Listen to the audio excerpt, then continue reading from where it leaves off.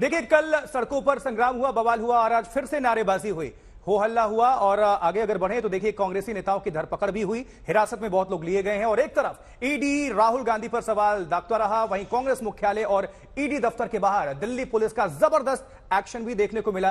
किस तरह की गतिविधियां, किस तरह की तस्वीरें सामने निकल कर आई, एक स्पेशल रिपोर्ट आप सभी तक हम साझा कर रहे हैं, आप इस पर नजर डालें।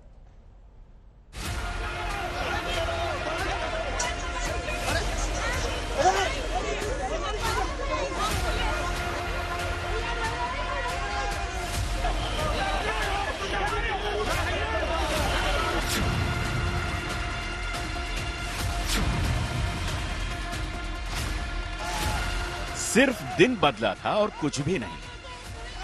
एक के बाद एक सवाल हो रहे थे तो दूसरी तरफ सड़कों पर बवाल हो रहे थे।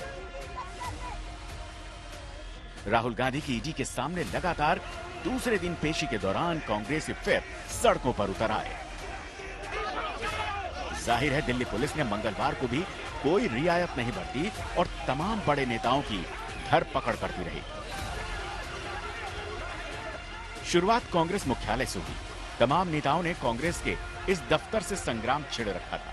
नारेबाजी हो रही थी और सियासी एक्शन के बाद शुरू हुआ पुलिस का रिएक्शन।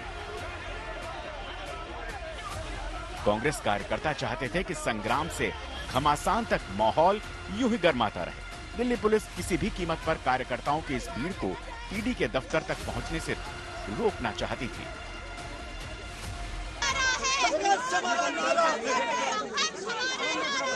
जब तक ये झूठा केस वापस नहीं होगा,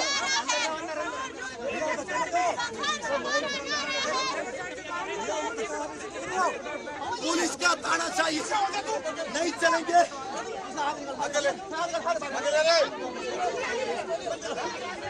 राहुल गांधी की बात आती है तो कहीं ना कहीं एक पहले से रणनीति तैयार की गई थी कि ये एक मौका है यह दिखाने का कि कांग्रेस में सबसे बड़ा नेता कौन है, विपक्ष का सबसे बड़ा चेहरा कौन है। और इसी वजह से हमने देखा कि कल भी जबरदस्त प्रदर्शन किया गया था, लेकिन रणनीति में थोड़ी बदलाव की गई और आज जो प्रदर्शन है काफी उग्र रहा, चाहे वो कांग्रेस दफ्तर के बाहर की बात कर लीजिए या फिर ईडी दफ्तर के बाहर बात करिए।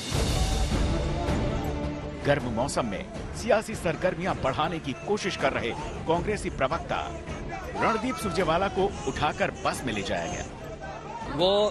वो नौकरियां छीनते जाएंगे। राहुल गांधी और कांग्रेस नौकरियों पर सवाल पूछेगी। वो भाईचारा मिटाएंगे, हम प्यार के बीज अंकुरित करते जाएंगे। वो रोजगार छीनते जाएंगे, हम रोजगार मांगते जाएंगे। वो गैस और पेट्रोल डीजल के दाम बढ़ाएंगे, हम उनको कटघरे में खड़ा करते जाएंगे। इसीलिए पूछे आज से परेशान है। गांधी से इसलिए परेशान है कि वो देश की एकमात्र विपक्षी आवाज है। इधर सियासी पारा लगातार चढ़ रहा था तो दूसरी ओर घमासान कांग्रेस कार्यकर्ता और प्रवक्ताओं से अब मुख्यमंत्री तक पहुंच चुका था। छत्तीसगढ़ के मुख्यमंत्री अपने ओहदे की बात करते रहे, लेकिन दिल्ली पुलिस ने उन्हें हिरासत में ले लिया।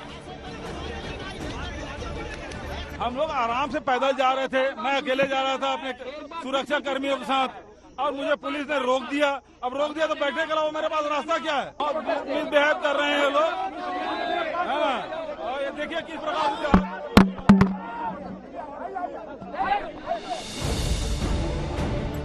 राहुल गांधी की ईडी के सामने पेशी को लेकर सियासी संग्राम भी जोरों पर है। बीजेपी और कांग्रेस एक दूसरे पर सीधे वार कर रहे हैं। भाजपाई सत्ता की एजेंसियों के डर से कितने ही लोगों ने समझौता कर लिया, भाजपा में माफीनामा देकर शामिल हो गए, दूध के धुले बन गए। कितनों ने घुटने टेक दिए, कितनों ने अपनी आत्मा बेच दी। लेकिन श्री राहुल गांधी वो व्यक्ति हैं जिन्होंने सरकार की आंख में आंख डालकर जनता से सवाल उठाए, इसलिए उनसे परेशानी है। जो नाटक, नौटंकी, जो थिएट्रिक्स और ड्रामा कांग्रेस पार्टी भ्रष्टाचार को लेकर कल से कर रही है दिल्ली में, ये पूरा हिंदुस्तान देख रही है।